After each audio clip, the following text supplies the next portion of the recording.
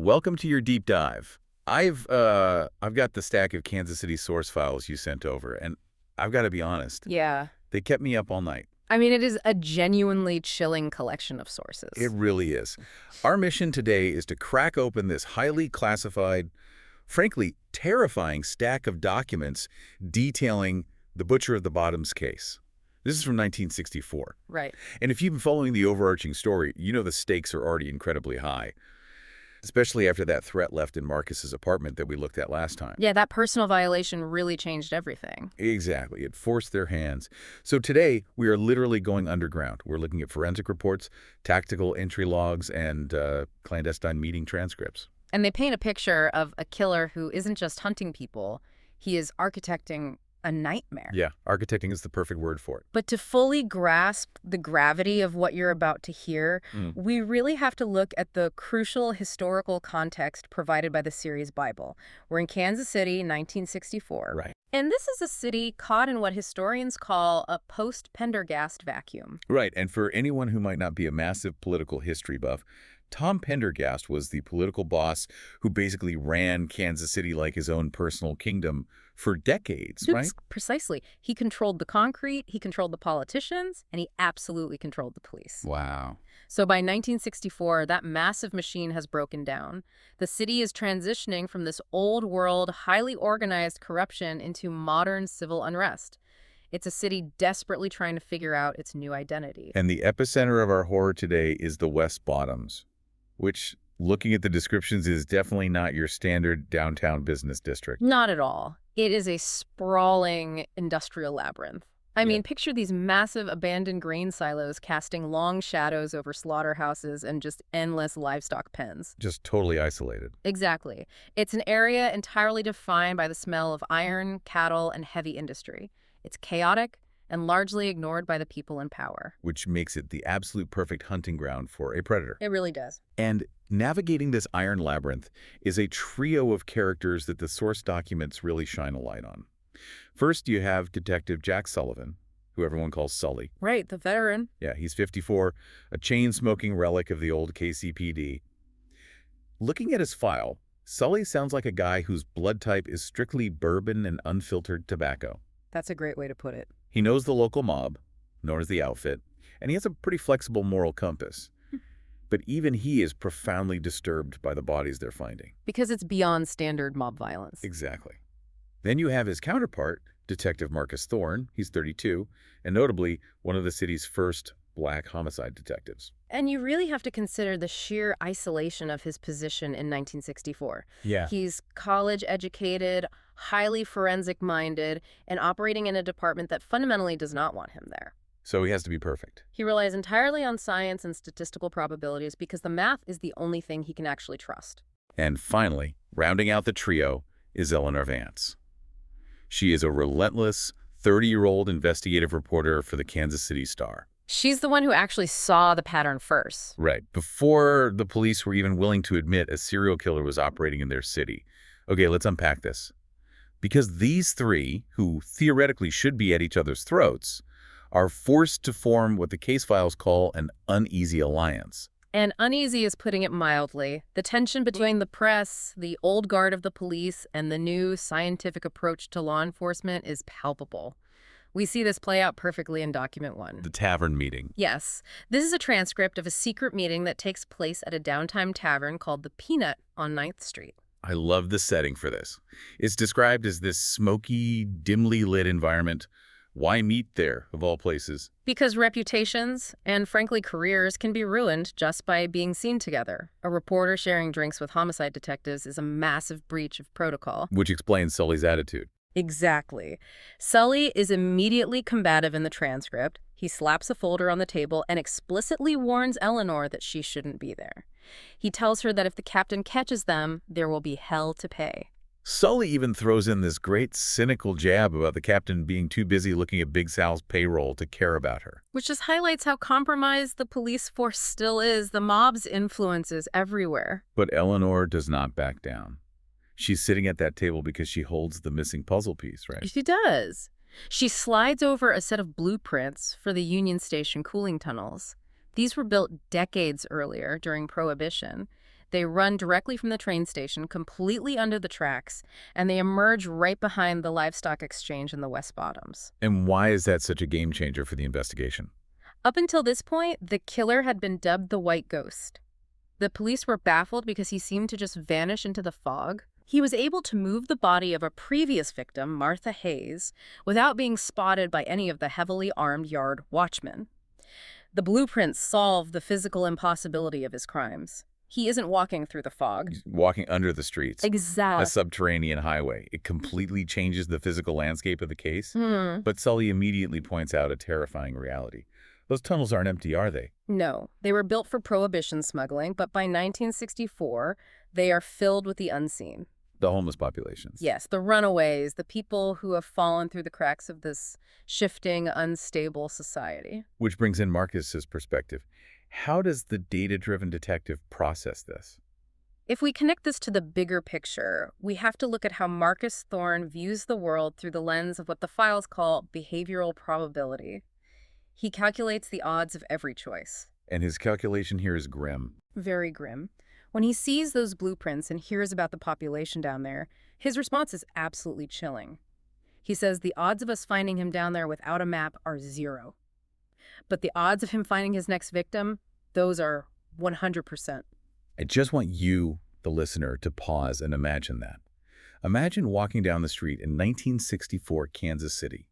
You're feeling the rumble of the trains, smelling the exhaust of the cars, and you're completely unaware that just a few feet beneath the pavement, a predator is moving freely through a dark, forgotten labyrinth, surrounded by the most vulnerable people in the city. It's terrifying. It's like trying to find your car in a massive underground parking garage, except the garage goes on for miles, it's pitch black, and someone is actively hunting you. That claustrophobia is incredibly real. It shifts the entire dynamic of the case from a traditional whodunit into a high-stakes tactical hunt. And that hunt is exactly what we see unfold in the very next file, Document J. Ah, yes. This is Detective Marcus Thorne's tactical entry log from October 17th, 1964. Reading this log is intense. It's 0200 hours, so 2:00 a.m. Marcus and Sully execute an unauthorized tactical entry into the tunnels. They find an access hatch near the 12th Street Viaduct and descend into the dark. The sensory details Marcus notes are so vivid. They really are. The air down there is thick. It smells heavily of coal dust. But underneath that, he notes a very distinct, disturbing metallic scent. The smell of blood. And at 0205 hours, 15 minutes into their descent, they find something that redefines the killer's entire methodology. They don't find a makeshift camp or a transient home. No, they find what Marcus officially designates as a nest. What exactly makes it a nest rather than just a hideout? It is a highly organized staging area. The log notes the presence of discarded medical wrappers. Specifically, they find multiple vials of sodium pentothal. Wait, sodium pentothal? In a sewer? I know that's used as a truth serum sometimes, but medically, isn't that a heavy anesthetic? Exactly. It requires significant medical knowledge to administer correctly. Its presence means the killer isn't just subduing his victims with brute force. He's using surgical precision. Yes. They also find a crate filled with scraps of blue velvet fabric, which ties directly back to how he posed his previous victims. But then, just 5 minutes later, at 0220 hours, Sully finds something else. The log calls it a trophy wall. But it's not what you'd expect. No, it's not a corkboard covered in newspaper clippings or grotesque photos of the victims. It's strangely personal. The log lists a locket, a local transit pass, and a fountain pen. A fountain pen engraved with the initials EV. Eleanor Vance. Here's where it gets really interesting. Out of everything he could have taken as a trophy, why a fountain pen? Is he just picking up whatever they drop? It's much more deliberate than that. The psychological layering here is profound. Marcus observes in his log that the butcher is actively curating his pursuers. Curating them. Yes. He isn't just collecting trophies of his past kills, he is gathering tokens of his audience. By taking Eleanor's pen, a tool of her trade, he is symbolically taking her voice. He is selecting her to be the narrator of his own dark story. It's an assertion of absolute control over the narrative. So he's essentially telling them, I know you're writing about me, and I am the one directing what you write. Exactly. That is incredibly unnerving. Yeah. And the sheer horror of what this man is actually doing down there in the dark is fully laid bare when we get to Document K. Yes, the forensic analysis. Exactly. This is a report from Dr. Abernathy, the chief medical examiner.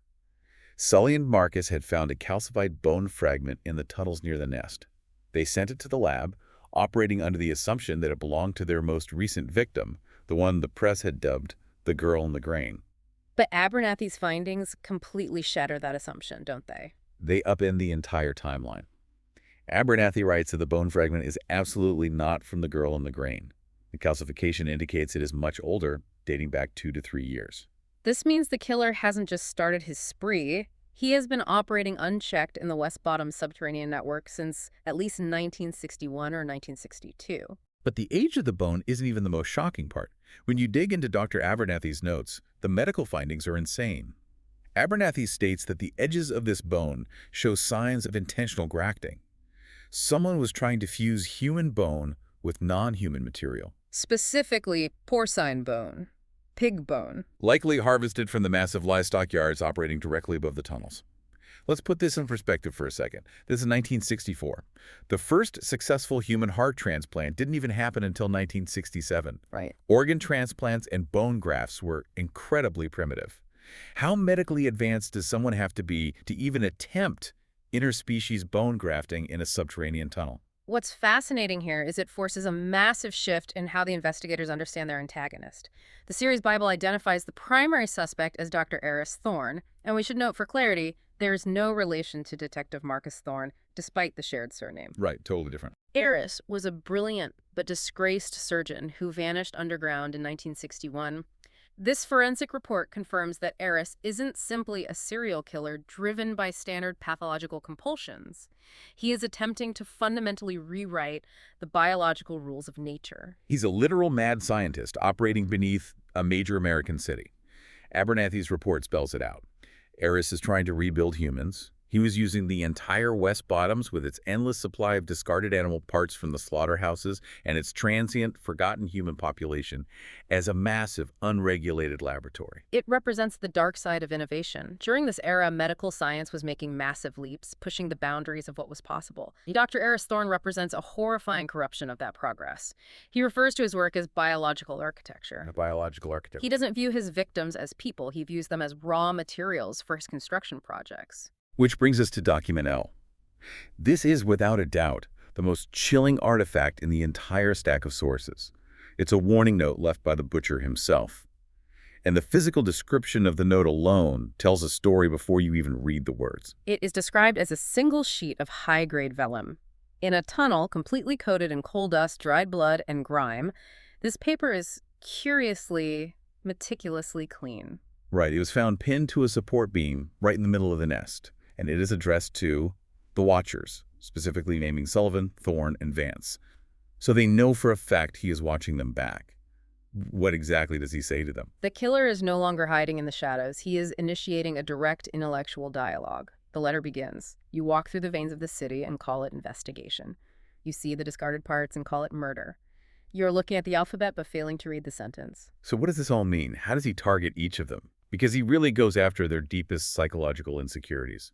He does. He starts with Marcus Thorne. He writes, Detective Thorne, you have a mind for the how, but you lack the stomach for the why. Silk is not a threat. It is a suture. It is the beginning of a connection. He is mocking Marcus's reliance on pure forensic science, isn't he? Marcus looks at the silk used to pose the victims and sees a forensic trace, a data point to calculate the how. Exactly. The killer is telling him that the silk is a suture, a medical tool meant to bind things together. He's demanding that Marcus look past the mechanics of the crime and understand the twisted philosophical why behind the biological architecture. He wants Marcus to appreciate the work. And then he pivots to the veteran, Sully. To Sully, he writes, Detective Sullivan, you have spent 30 years watching this city rot. I am the only one actually performing the surgery to remove the decay. Do not interfere with a sterile field. That is deeply tied to the historical context we discussed earlier, right? Yeah. The post-Pendergast era, the corruption, the urban decay. Yes. The killer knows Sully is cynical. He knows Sully believes the city is broken and corrupt. The butcher is essentially claiming a twisted moral high ground. He views himself not as a murderer, but as an urban surgeon. Wow. He believes he is literally cutting out the rot of Kansas City to build something new, and he views the police not as agents of justice, but as contaminants entering his sterile field. It's terrifying how much sense he makes to himself. He genuinely believes his grotesque actions are necessary civic duties. And finally, he addresses our reporter, Eleanor Vance, the woman whose pen he stole from the trophy wall. He tells her, "Your pen was a clumsy tool. I have something much sharper for you to write with. The odds of you telling the truth were always low. I'm going to make the truth undeniable." That is a direct physical threat, obviously, Mm. but it feels like a professional one, too. Yeah. He's dismissing her life's work as clumsy and promising to force her to broadcast his version of the truth. He's referring to himself at the end of the letter as the architect of the bottoms. He isn't just making art, he's designing a new reality. And that leads us to the terrifying conclusion of his letter, which completely sets the stage for everything that follows in the files. He writes, "The gallery is nearly complete. The next piece will be the most beautiful yet." The gallery. That word choice is so specific. It is critical. The series Bible notes that his modus operandi involves staging his rebuilt victims in highly visible public places, like the abandoned grain silos. This isn't just an experiment in the dark anymore. He is preparing for an exhibition. The behavioral probabilities have completely shifted. They are no longer hunting a ghost who is trying to evade them. They have been formally invited into a trap. The butcher wants them to be there for the grand finale. But he leaves them with one final, incredibly cryptic warning. He says, "Stop looking for the girl in the grain. Start looking at the man in the mirror." Which forces a massive reevaluation of everything we've read.